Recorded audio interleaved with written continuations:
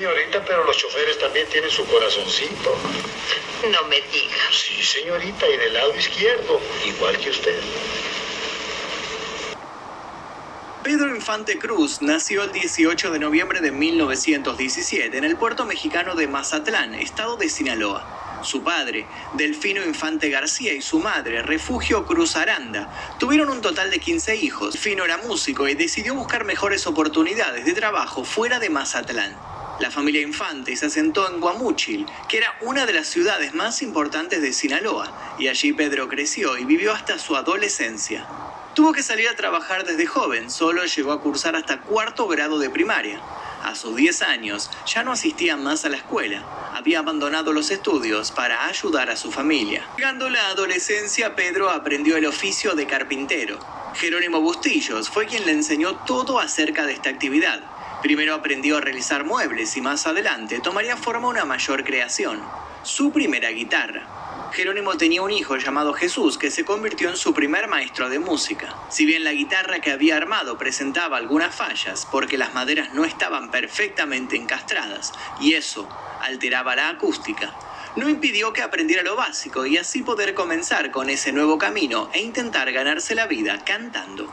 Poco a poco Pedro empezó a conocerse y a hacer resplandecer. Se volvió famoso en Sinaloa y al poco tiempo terminaría fundando la orquesta La Rabia junto a su padre. Pedro siempre fue muy versátil y destacó en todas esas cosas que le gustaban, como por ejemplo tocar la batería. Con la orquesta entonces comenzaron a presentarse en bares e interpretar canciones populares para ganar un poco de dinero. Lejos de caer en la noche y en la abundancia del alcohol, tomaba distancia de los licores y se preocupaba con volverse todo un profesional. Sabía además que si tomaba y se entregaba a los vicios, se vería afectada su otra pasión, el deporte. Más adelante les contaré sobre todas las actividades deportivas que Pedro realizaba. Otro de sus trabajos fue como barbero y se apasionó con ello también. Su maestro fue Policarpo Lizarriaga y se supo que aún después de haber tenido un buen colchón económico, de tener la riqueza suficiente, Pedro les cortaba el pelo a sus familiares, tan solo por gusto. En la década del 40 en México se vivía un auge en el ambiente de la música y el cine. Este periodo se llamó la época de oro y Pedro Infante llegó en el momento justo. La primera grabación musical de Pedro fue para el sello de disco Peerless, en noviembre de 1943, la primera y más importante empresa fonográfica mexicana durante décadas. Se podría decir por eso que empezó por la puerta grande. Lo que se disputa es si la primera canción fue Soldado Raso o el Vals Mañana. Su primera actuación fue en la película En un burro tres baturros de 1939. El mismo año que grababa su primer disco, se estrenaba otra película, La Feria de las Flores, en donde también tuvo un papel importante. Paralelamente actuaba en otras filmaciones como actor secundario, pero las cámaras ya se habían vuelto otra pasión. Gracias a Ismael Rodrigo, un director de cine, la carrera de Pedro Infante en el ámbito cinematográfico tuvo un salto extraordinario. A razón de una película por año y hasta 3, como pasó en 1947, Pedro actuó personificando lo que le presentaban ante sus ojos. Las películas más conocidas fueron Nosotros los Pobres, Los Tres Huastecos y Dicen que soy mujeriego. Pedro se presentaba delante de la pantalla con su naturalidad y simpatía y era imposible de resistir. En donde aparecía su imagen, se volvía un éxito incuestionable. Y volviendo al mundo de la música, Pedro se había especializado en las rancheras y llegó a grabar más de 300 canciones, de la mano de otros grupos gigantes en aquel momento, como Trío Calaveras y el Mariachi Vargas de Teca. Según cuenta María Luisa, su primera esposa, Pedro mantenía una rutina muy estructurada. El día comenzaba a las 5 de la mañana, ahí bajaba de su cama a desayunar en pijama. Luego salía a remar y más tarde a correr en el bosque de Chapultepec. Al regresar se iba al gimnasio en donde le gustaba levantar pesas. De esa manera se mantenía siempre en forma. Incluso para el papel de Pepe el Toro, Pedro tuvo que practicar boxeo. Y lo hizo junto a grandes leyendas como Bernabé Vázquez y Raúl Ratón Macías. Un intento inconsciente, tal vez, de no dejar deporte sin practicar, se lo relacionó con el béisbol. Aunque no hay pruebas oficiales que muestren que Pedro estuvo en algún equipo amateur, se dice que también practicó este deporte. De lo que hay certezas es que este erudito mexicano participó de una recaudación de fondos por los damnificados de un huracán que había ocurrido en Cuba, jugando en la selección de béisbol de Sinaloa en la posición de otras de sus pasiones que les demandó tiempo fue la aviación. Pero a diferencia de las otras actividades, en esta no le fue tan bien. Previo al accidente fatal, Pedro tuvo 2 llamados de atención. El actor había logrado acumular 3.000 horas de vuelo y en 1955 se había hecho socio de TAMSA Transportes Aéreos de México, sociedad anónima. Sin embargo, hubo 2 situaciones en las cuales casi pierde la vida antes de lo destinado.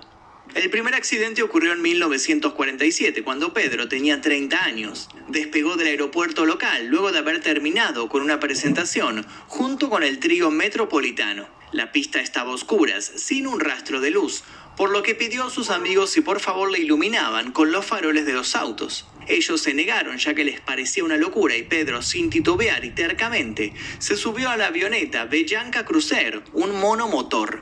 El resultado de esta inconsciencia fue que la nave impactó y producto de ello el galán fue atendido por una herida en su mentón. En una segunda oportunidad, 2 años después del primer percance, un nuevo accidente sucedería, pero esta vez uno mucho más grave, a tal punto que hasta llegaron a comunicar en los medios de comunicación que Pedro Infante había muerto.